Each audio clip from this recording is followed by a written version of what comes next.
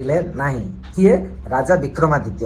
ସେ ସେ ଜଙ୍ଗଲରେ ସବୁ ପ୍ରକାର ଜୀବଜନ୍ତୁକୁ ଦେଖୁଛନ୍ତି କିନ୍ତୁ ତାଙ୍କୁ ମାରିବାକୁ ଚେଷ୍ଟା କରୁଛନ୍ତି, ଶିକାର କରିବାକୁ ଚେଷ୍ଟା କରୁଥିଲେ କିନ୍ତୁ ସେ ଗୋଟେ ବି ଶିକାର କରିପାରୁନଥିଲେ, ସବୁଥିରେ ସେ ଅସଫଳ ହେଇଯାଉଥିଲେ।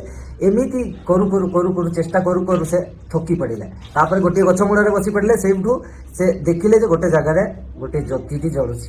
ଠିକ୍ ଅଛି, ଜ୍ୟୋତିଟି ଜଳୁଛି, ଆଲୋକିତ ଦିବ୍ୟ ଜ୍ୟୋତିଟି ଜଳୁଛି। ତ ସେ ଚିନ୍ତା କଲେ ସେ ଜ୍ୟୋତିଟି କ'ଣ ପାଇଁ ଏଠି ଜଳୁଛି ଏମିତି ଭାବରେ। ତ ତେଣୁ ସେ ପାଖରେ ଜଣେ ମୁନି ଋଷି ତପସ୍ୟା କରୁଥିଲେ, ତାଙ୍କୁ ଯାଇକି ସେ କଥା ସେ ପଚାରିଥିଲେ। ସେଇଠୁ ସେ ମୁନି ଋଷି ତାଙ୍କୁ କ'ଣ କହିଥିଲେ ଯେ ନା ଏଇଠି ହେଉଛି ପ୍ରଭୁ ଶ୍ରୀରାମ ଚନ୍ଦ୍ର ଜନ୍ମଗ୍ରହଣ କରିଥିଲେ, ସେଥିପାଇଁ ସେଠି ସେ ତାଙ୍କର ଜ୍ୟୋତିଟି ଜଳୁଛି। ସେ ଦିବ୍ୟ ଜ୍ୟୋତିଟି ସେମିତି ବହୁ ଲକ୍ଷ ବର୍ଷ ପୂର୍ବରୁ ସେମିତି ଜଳି ଆସୁଛି। ଏ ଗଜମୃଖ ଅଶୋକ କ'ଣ କହିଲେ ଆପଣମାନେ ଦେଖିଲେ ତ? ଲକ୍ଷ ଲକ୍ଷ ବର୍ଷ ତଳୁ ଗୋଟେ ଜ୍ୟୋତି ଅଯୋଧ୍ୟାରେ ଜଳୁଥିଲା ଯେଉଁଠି ରାମଚନ୍ଦ୍ର ଜନ୍ମଗ୍ରହଣ କରୁଥିଲେ।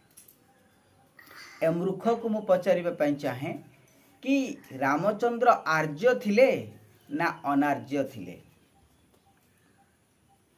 ତୁ ଦୁନିଆକୁ କି ଲଣ୍ଠନ ଦେଖାଉଛି ରେ? ଆଦିବାସୀ ବୋଲି ତୁ ନିଜର ପରିଚୟ ଦେଉଛୁ, ତୁ ନିଜକୁ ମହାଜ୍ଞାନୀ ବୋଲି ଭାବୁଛୁ। ଆରେ ଆର୍ଯ୍ୟମାନେ ଭାରତକୁ 3500 ବର୍ଷ ତଳେ ଆସିଥିଲେ ବୋଲି ଇତିହାସ ପ୍ରମାଣ ଦେଉଛି।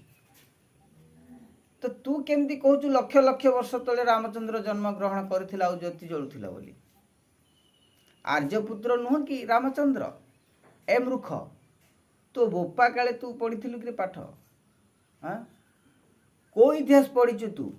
ମୂର୍ଖ ଚାଣ୍ଡାଳ, କଥା କଥାକେ ଖାଲି ଖ୍ରୀଷ୍ଟିଆନ ମାନଙ୍କୁ ଶୋଧୁଛୁ। ଅରେ ମୂର୍ଖ, କେଉଁ ଇତିହାସ ପଢ଼ା ହେଇଥିଲା?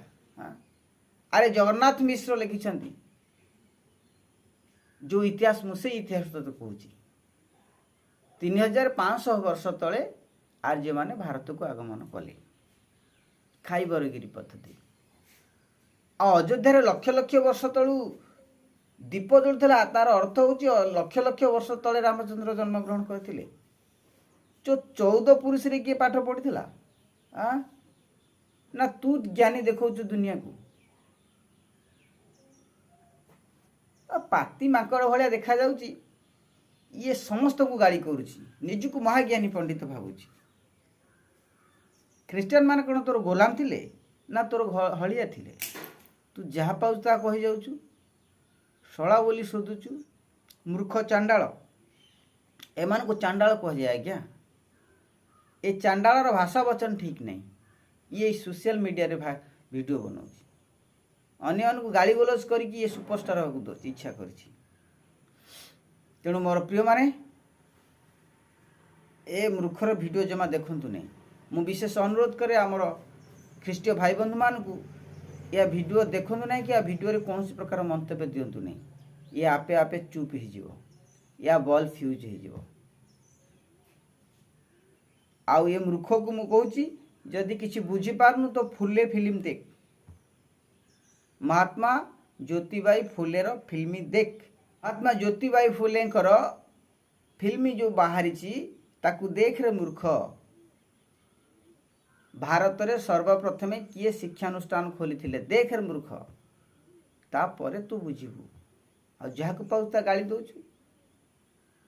ଧର୍ମ ଗ୍ରହଣ କରିବାଟା ସେମାନଙ୍କର ସ୍ୱାଧୀନତା ଅଧିକାର। ତୁ କିଏ ସେମାନଙ୍କୁ କହିବା ପାଇଁ? ତୋ ଗାଣ୍ଡିରୁ ବଡ଼ା ଛାଡ଼ିନେ